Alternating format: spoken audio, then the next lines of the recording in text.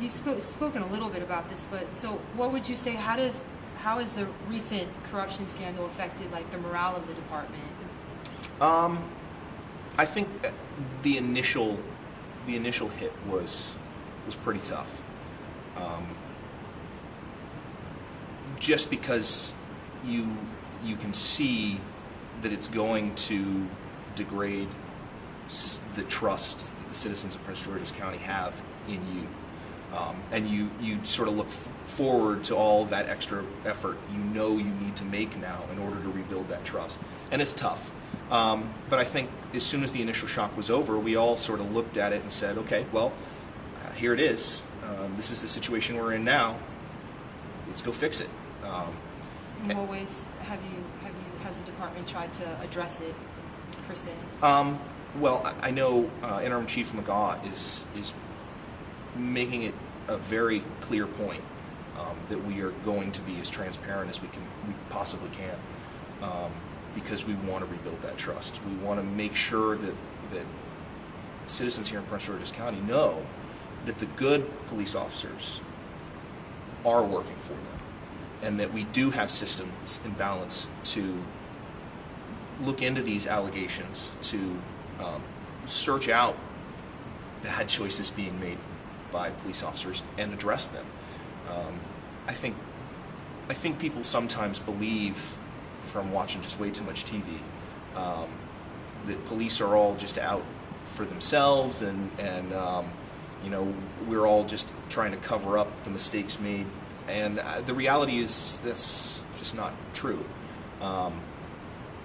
Most good police officers don't want to be around bad police officers. We don't want to cover up mistakes. We want to correct problems. It's why we got into the job in the first place. We want to solve problems, not create them. So I think most police officers just realize that it's time to buckle down and take care of this. They talk about the routine traffic stop, and the reality is there's no such thing as a routine traffic stop.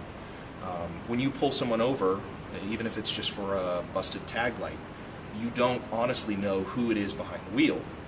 It could be someone's grandmother just going to the grocery store, or it could be Jeffrey Dahmer, who knows that if you look into who he is, he's going to jail for life.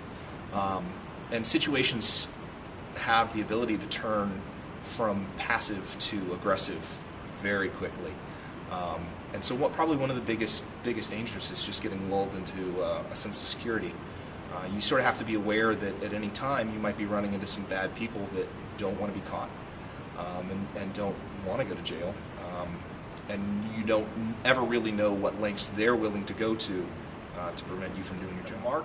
In a marked police car wearing the uniform, the sad reality is you're a target. And that's a good thing and a bad thing.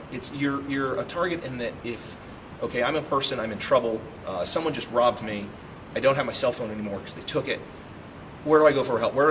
There's a marked cruiser with an officer in uniform, bam, there's the target. Or I'm a very disturbed person who hates the government and I really want to lash out against the government and everything the government represents. There's a marked police cruiser with an officer in a uniform, there's my target.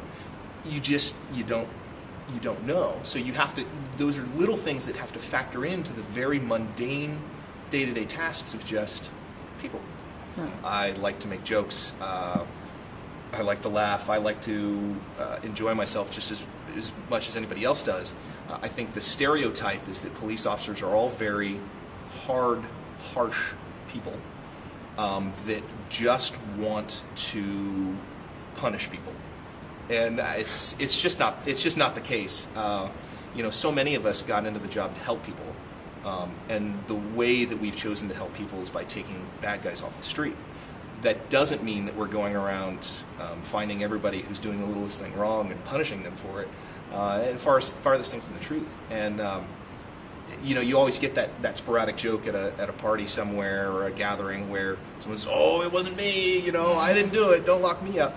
And it's just that it's that mindset that we're all these just very harsh, hard rule book people, and we're not. A lot of tender people, a lot of caring people that are just trying to help out.